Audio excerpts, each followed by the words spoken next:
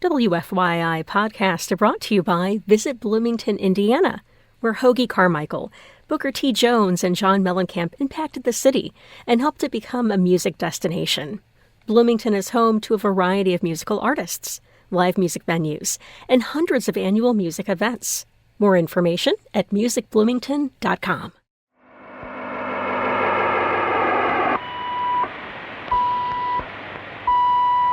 We're going to take a trip right now.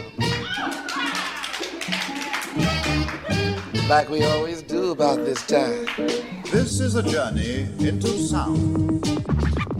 Break it down. I'm Kyle Long, and you're listening to Cultural Manifesto. Up first, on this week's show, I'll speak with the musician and actor Mickey Dolenz, best known for his work with the Monkees. He'll be performing at the Allied Solutions Center for the Performing Arts on April 25th.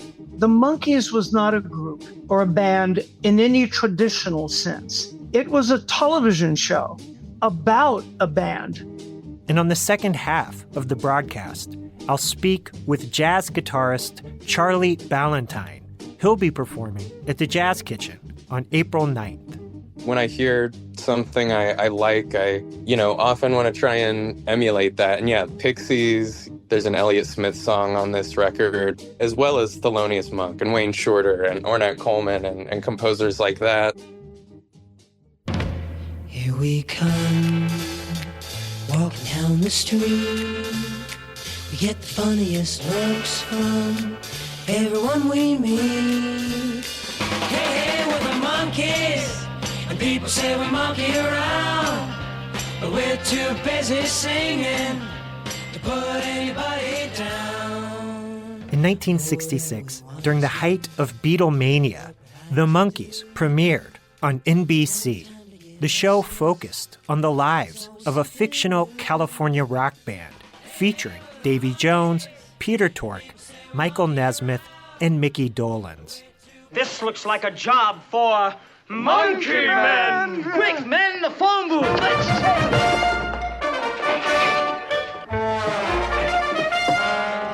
Hold it. What? Look at that. Hold it. Federal Law W443, paragraph 7 prohibits the use of any public phone booth for the purpose of changing into or out of secret identification. But if we don't change into our secret identities, the entire television audience is doomed. Hey, look. It's the heat. The heat! The fire! The fire! Mickey was no stranger to network television. His father, George Dolenz, was a veteran Hollywood actor, and as a child, Mickey starred in the primetime Western adventure Circus Boy. But the Monkees would eventually grow beyond their roots in television, recording 4 number-1 albums and 3 number-1 singles. Mickey Dolenz was lead vocalist on many of the group's best-known songs, including Pleasant Valley Sunday, I'm a Believer, and Last Train to Clarksville. Take the last train to Clarksville and I'll meet you at the station. You can be here by 4:30 cause I've made your reservation. Don't be slow. No. The Monkees' television show was canceled in 1968, but the group continued to record and tour sporadically in various configurations until 2021, the year Michael Nesmith died. Mickey Dolenz is the last surviving member of the Monkees, and he'll be performing many of the group's hit songs on April 25th at the Allied Solutions Center for the Performing Arts. Mickey Dolenz will join me in a moment, but first, let's hear a song from his 2023 EP. Mickey Dolenz sings REM. This is Radio Free Europe.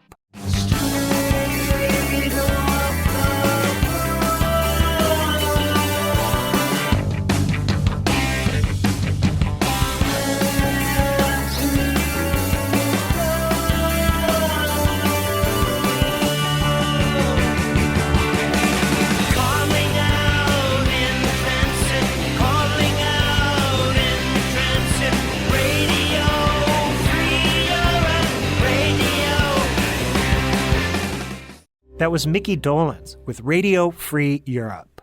Mickey will be performing at the Allied Solutions Center for the Performing Arts on April 25th.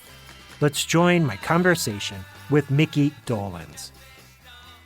As we get started, I want to wish you a happy birthday. It's my understanding you just had a milestone birthday in this last few days, right? Yeah, thanks for reminding me. Yes, I certainly did. Yep. The big 80. Yeah. Well, happy birthday. Thank you. Mickey, you'll be performing in Central Indiana on April 25th at the Palladium. We're going to talk about the tour, but first I wanted to ask you about some of the music you've been issuing recently. You've put out some really interesting albums over the last few years, including an EP titled Mickey Dolenz Sings REM, which is a unique collection of arrangements, your arrangements of REM songs. That album came as a surprise to me. I didn't know there was a connection between you and them, or I wasn't aware of your interest in the group. Tell me how this album came together and what is the connection? Well, sure. A record company that I was working with in England, 7A Records, we had done an album called Dolenz Sings Nesmith, which was songs of Michael Nesmith, my dearly beloved partner. And it did very well.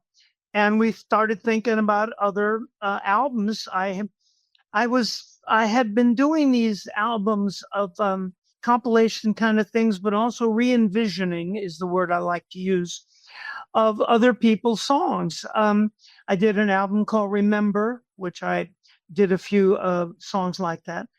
Years before that, I did an album of Carole King tunes called King for a Day. So we started talking about what are we going to do next. REM came up amongst others. And I had heard that Michael Stipe and the guys in REM had been big Monkee fans.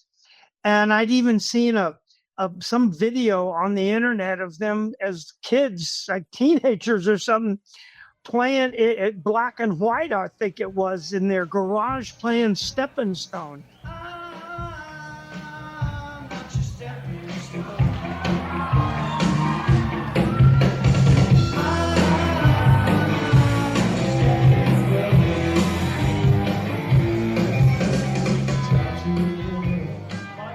So we started looking at that, and my producer at the time was Christian Nesmith, and I cannot give him enough credit in terms of those arrangements.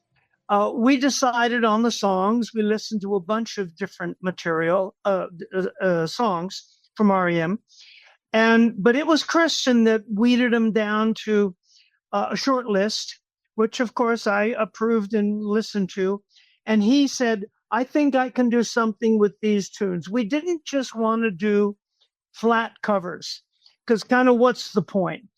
But I love the challenge, and when you get it right, it's really quite interesting, of taking a song that is very well known and giving it a little twist. So it's not just a flat out cover. For instance, there's a song on Remember that I did of Good Morning, Good Morning by the Beatles, because I was at that session, that Sgt. Pepper session, one of those sessions. And I do a little twist on that in that particular album. And he gets a lot of airplay on the Beatle channels.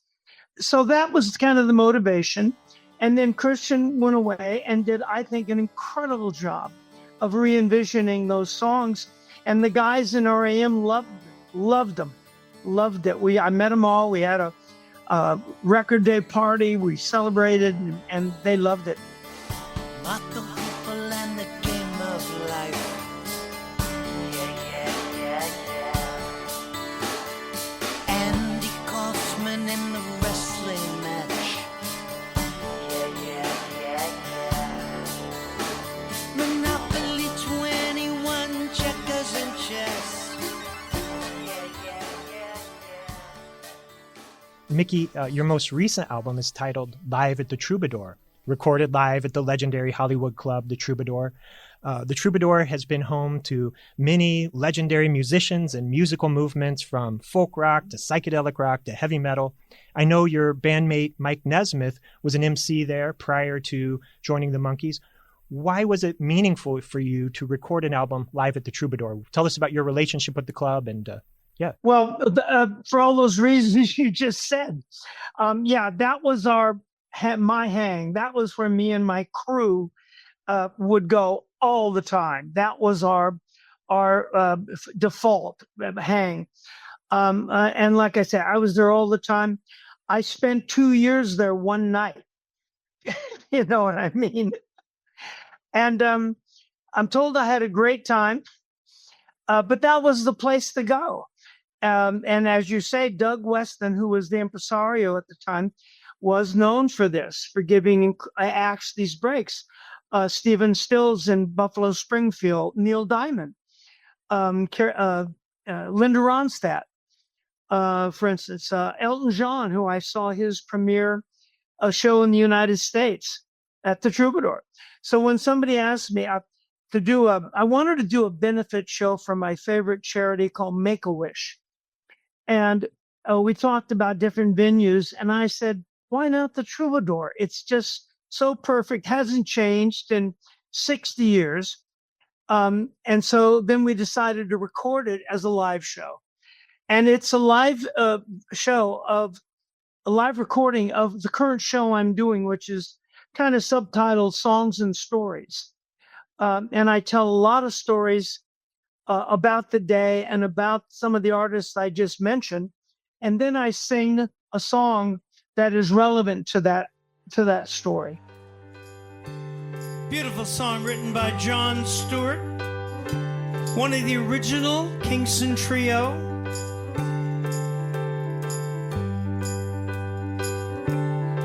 I could hide neath the wings of a bluebird as she sings.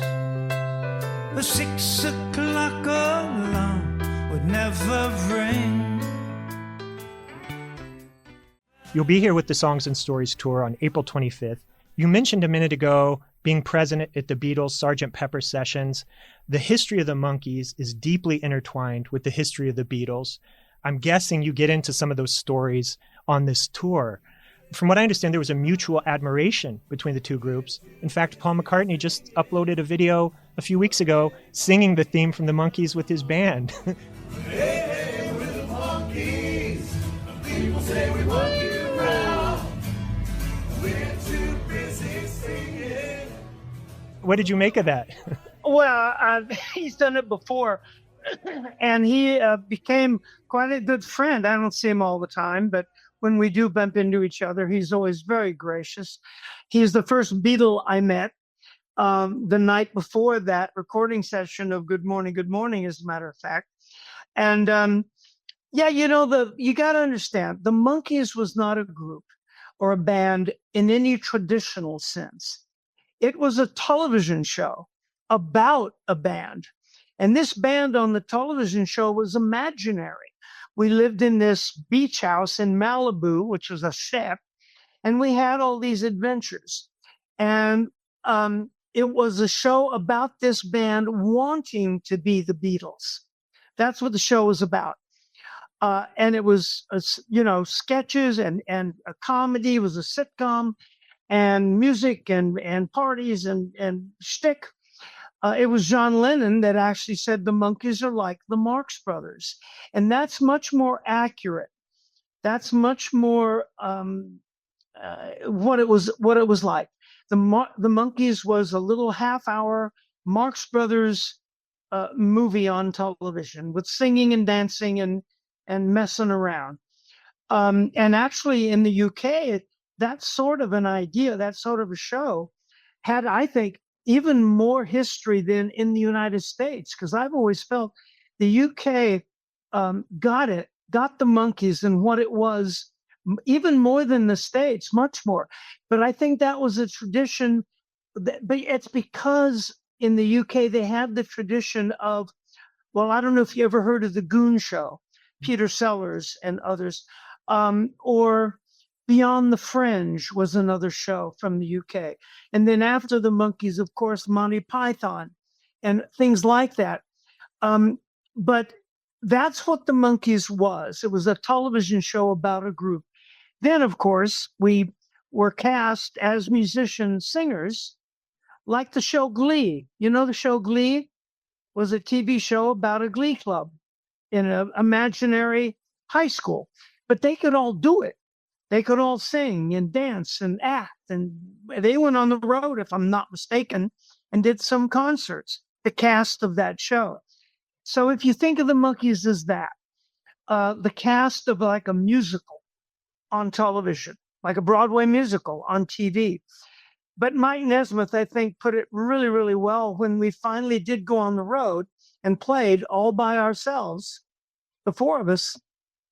He said that's when Pinocchio became a real little boy. Thought that was a great way to put it. Mickey, one of my favorite Monkee songs is one you wrote, Randy Scouse Git, which is about that meeting between the Monkees and the Beatles. What inspired you to turn that into a song? It seems like there's a lot of emotion in that song. It's a sort of stream of consciousness. I wrote it after we'd had a party with the Beatles and that they'd thrown for us, as a matter of fact. And everybody was there. I can't even remember all the people, but it was a pretty big deal. And it was kind of stream of consciousness. People that I knew at the time, the wonderful, wonderful girl that I met that was eventually to become my first wife, Samantha, the Beatles, the hit, some of the things that were going on. And I called it Randy Scouse Git because I'd heard that somebody called somebody else that on television. And I just thought it was funny. I didn't know what it meant. But when they decided to release it in England as a single, and it went to #1, they said, you have to change the title. I said, why? They said, because Randy Scouse Git is kind of rude. It actually translates into a horny Liverpudlian putz. And so they said you have to have an alternate title. So in England, the song is alternate title. From the Monkees' 1967 album, Headquarters, this is Randy Scouse Git. Why don't you cut your hair? Why don't you live up there? Why don't you do what I do, see what I feel when I care? Now they've darkened all the windows and the seats in Naugahyde. I've been waiting for an hour, I can't find a place to hide. The being known as Wonder Girl is speaking, I believe. It's not easy trying to tell her that I shortly have to leave.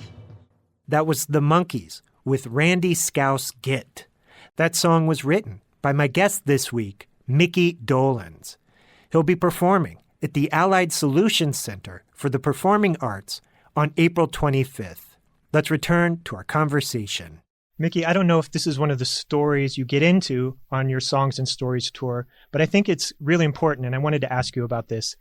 I think you have a place in the history of electronic music as one of the first rock musicians to purchase a Moog synthesizer and use a Moog synthesizer on a rock and roll record, which you used on the Monkee song Daily Nightly. I'm curious about your interest. Yeah, tell me about your interest in electronic music and what inspired you to buy a Moog. Well, I've always been interested in all kinds of things, especially in innovations and especially sciencey stuff. I had the first laser that I know of on the West Coast, for instance, making holograms in 1970 or 71 or something. And I was at the Monterey Pop Festival, and they had a booth, and there was a Moog synthesizer, and nobody that I know had used it on the West Coast. There'd been some recordings on the East Coast, some classical stuff. But yeah, I just said, I gotta have one of these. And I got one, and I put it in my studio. I used it on some recordings, a Daily Nightly, and one other, I think, might have been Star Collector or something. And yeah, as far as I know, it was the first time the Moog had been used on a pop record. It was great fun. I had it in my studio. I'll never forget one night. I don't like hating to drop names, but I had a big party and John Lennon was there. And I just remember him sitting on this Moog synthesizer all night long making flying saucer sounds.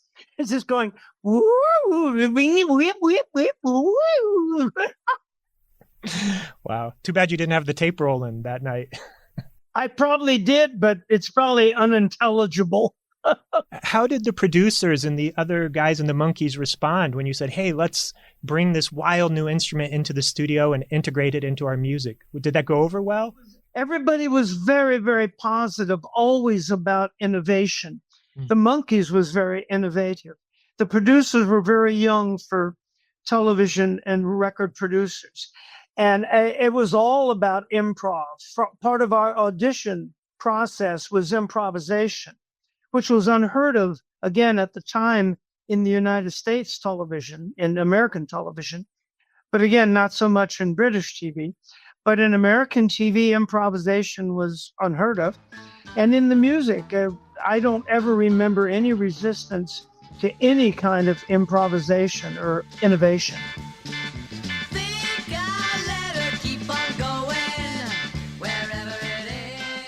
From the Monkees' 1967 album, Pisces, Aquarius, Capricorn, and Jones, Limited, this is Daily Nightly.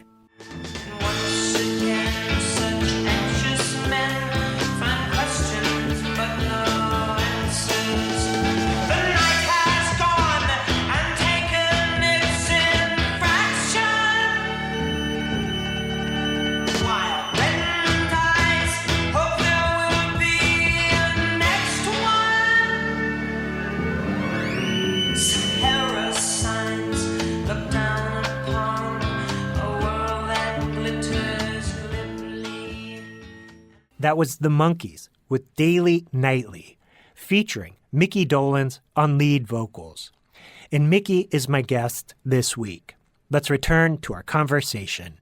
It seems like there was a really short period of time between the Monkees being maybe a pure pop band to getting to that point where you were doing this surreal psychedelic music that we hear on Head. How did that happen so quickly? I mean, was it the substances of the era? Was it the things you were exposed to musically? What made that trip so quick? Well, I think sometimes it just happens like that. The whole Monkee project was only like 2 to 3 years. That was it.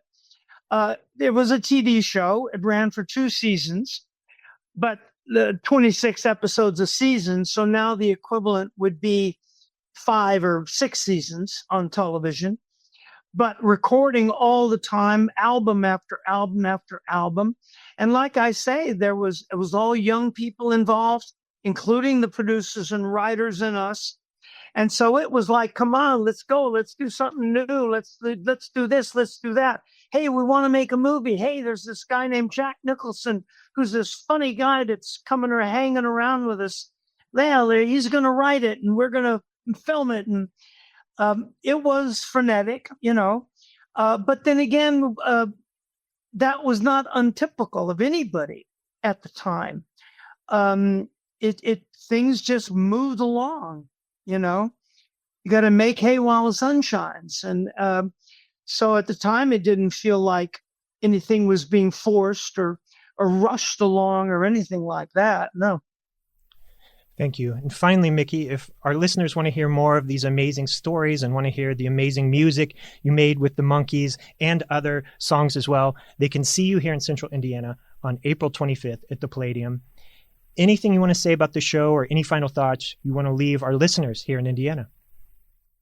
Well, if you're a fan of the Monkee music, you will not be disappointed. I always do all the Monkee hits in their entirety.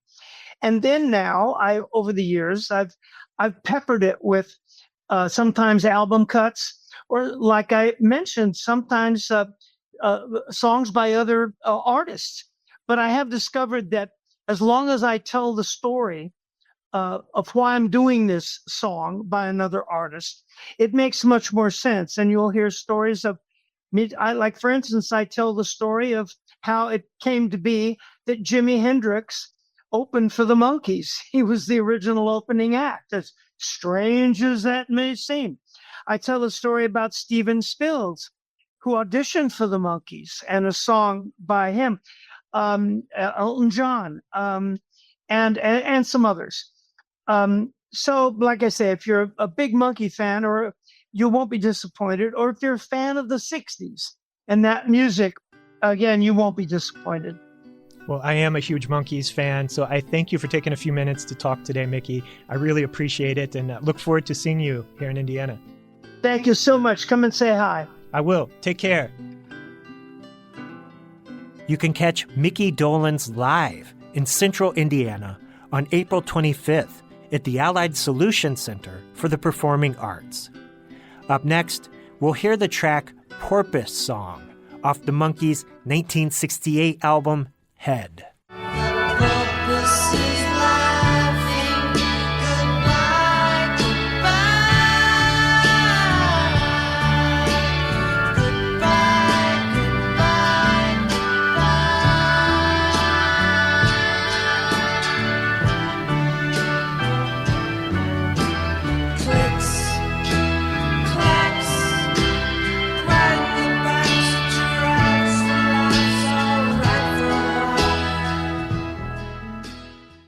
Cultural Manifesto will return after this short break.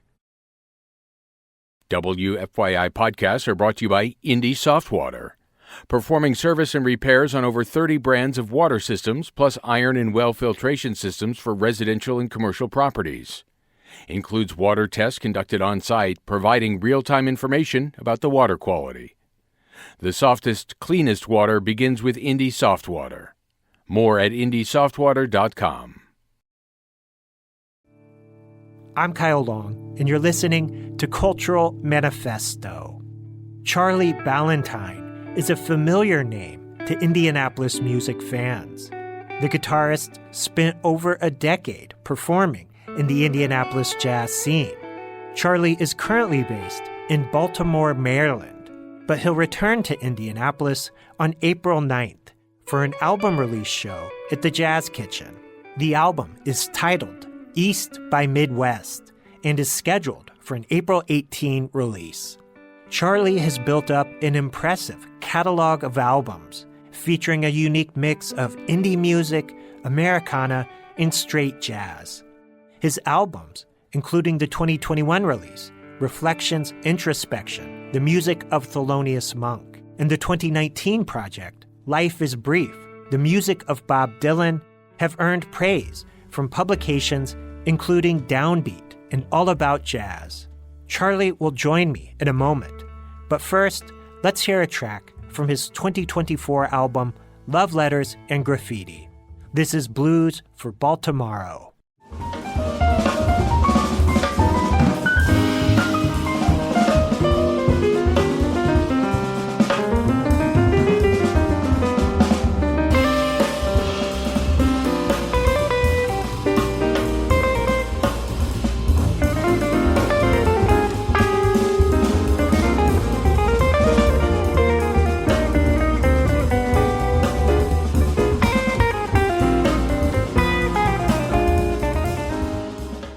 I'm Kyle Long, and you're listening to Cultural Manifesto. We just heard Blues for Baltimore off guitarist Charlie Ballantine's 2024 album, Love Letters and Graffiti. Charlie will be performing at the Jazz Kitchen on April 9th. And Charlie Ballantine joins me now, live from the road. Thanks for taking a few minutes to talk, Charlie.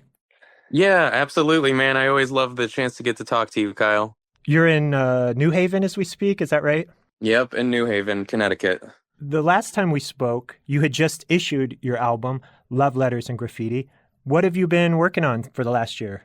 I know you're on tour now. What's going on? Yeah, we're releasing a new record, about a year out from the last. And it's a different vibe. It's a trio record with my friend Quinn Sternberg on bass and Dan Weiss on drums. And it's a lot of original music and it was kind of fun to dig in and arrange for trio again. I hadn't released a trio record in a really long time, and in a way, it's kind of my favorite way to play. It just feels very, very personal and organic. So just writing music and trying to play it as much as I can.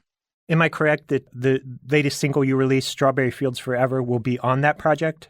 Yeah, that was we didn't know at the time. We thought it might be a one-off, but yeah, it fit on the record really well, and so yeah, we decided to leave that one on there. I'm going to play that track and ask you about it in a moment. But first, I want to ask a more general question about your performance repertoire, which is really unique, especially, I think, in the context of jazz. Of course, you do play traditional straight jazz music. You released an album of Thelonious Monk covers in 2021. But you're often drawn to music outside the boundaries of jazz. You released an album featuring the compositions of Bob Dylan. You recorded the Pixies song, Where's My Mind, among many other examples. Can you tell us a bit about the music you're drawn to as a performer? Are there things you look for in a piece of music? I don't know if there's specific characteristics. It's just kind of one of those things where, just as a music lover, it's like I'm either touched and moved, or sometimes when I listen, I enjoy it, but I'm not super inspired. So when I hear something I like, I often want to try and kind of emulate that. And yeah, Pixies, there's an Elliott Smith song on this record, and I love indie music. I love songwriters. And yeah, as well as Thelonious Monk and Wayne Shorter and Ornette Coleman and composers like that.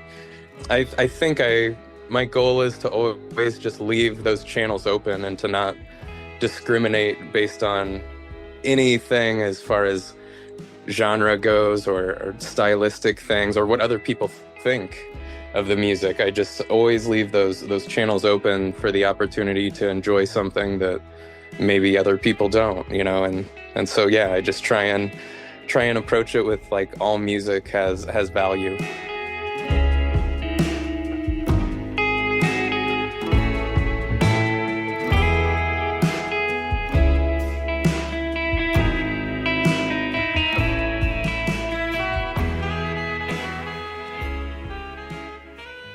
And as I mentioned, Charlie, your latest release is an excellent version of the Beatles' psychedelic masterpiece, Strawberry Fields Forever.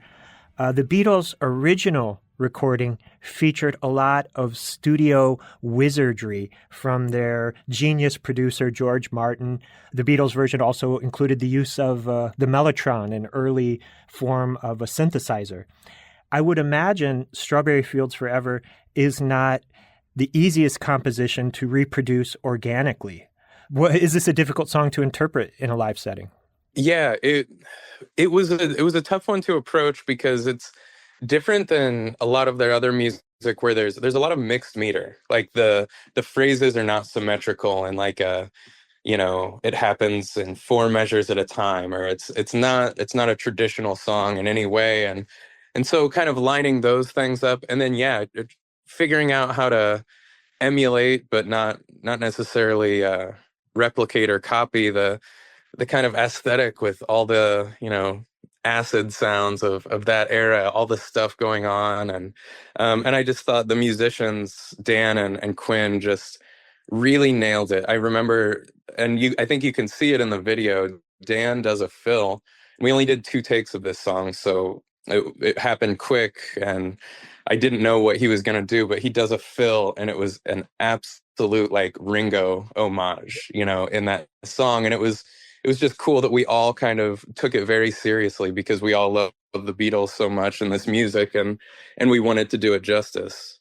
Yeah, I love the drumming on your version, and it did kind of echo a lot of Ringo's original beats. Yeah, great work. We're going to listen to your version in a moment, but first, tell us about your upcoming performance at the Jazz Kitchen on April 9. Yeah, it's going to be a lot of fun. Trio playing with an amazing drummer out of New York, Paul Wells, and then Quinn Sternberg, the bass player from the record, will be there. And we're going to, I think, dig into, a lot of my discography as well as all the new stuff. Since we'll have 2 shows, I think we'll stretch a bit, but we'll be playing music from the Beatles, Bob Dylan, Thelonious Monk, Ornette Coleman, a lot of my original music, and yeah, I'm very excited to see everyone again and just to experience that amazing room I've missed so much. I think this is the longest period I've ever gone without playing there, so it's going to be a really special night. Yeah, you're a native Hoosier. You're currently living in Baltimore. Is it like a family reunion when you come back to do a show here? Yeah, definitely. I never know who all's going to be there, and so it's always just a really nice surprise to see everyone's face. And yeah, it feels different now, you know. It feels very significant. It's a part of each tour now that I really look forward to for sentimental reasons, and just it's going to be a lot of fun. This is an off-the-wall question, but I know you also played a lot at the Chatterbox during your time in Indianapolis. What did you make of this recent incident at the Chatterbox that thrust this beloved Indianapolis jazz club into the national news cycle? How did that feel watching that from a distance? Yeah, I woke up with, probably 20 people that sent me the video that day. And yeah, I felt a lot of pride in that moment. It was some things just need to happen a certain way. And I thought everyone at the Chatterbox handled it very well, and I love them all very much. And I'm glad that it worked out the way it did. And yeah, it's a special place, and it's I've always tell people, out in Baltimore, we all saw the video, and everyone was kind of asking me about it, and I was like, that's kind of the beauty of that club in a way. You never know what's going to happen, and it kind of translates to the stage, and that's why we all enjoy like learning to play there and trying new things, because it's just it's a space that exists where there's a lot of love and a lot of warmth, and there's also a lot of other stuff that happens. There's a lot of extremes, and it's just a beautiful place. And yeah, I wish them the best. I hope to be back soon. Yeah, very well said. Charlie, thank you for taking a few minutes to talk with me today. Any final thoughts you want to share before we go? I don't think so, man. I'm just so happy we got to chat, and yeah, I look forward to seeing everybody. Yeah, this is Charlie Ballantine with Strawberry Fields Forever. Thank you again, Charlie, and I look forward to your new album. Thanks, man.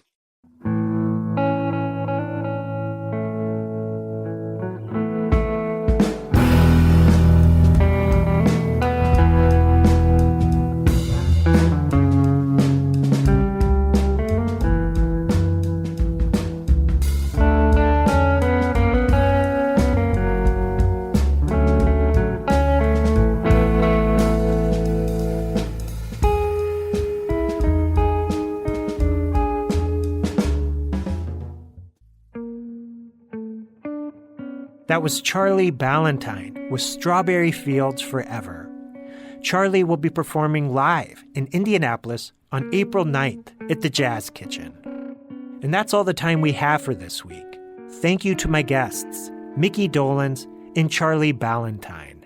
Check out the Cultural Manifesto podcast at WFYI.org or wherever you listen to podcasts. Cultural Manifesto is hosted and produced by me, Kyle Long. Thank you for listening.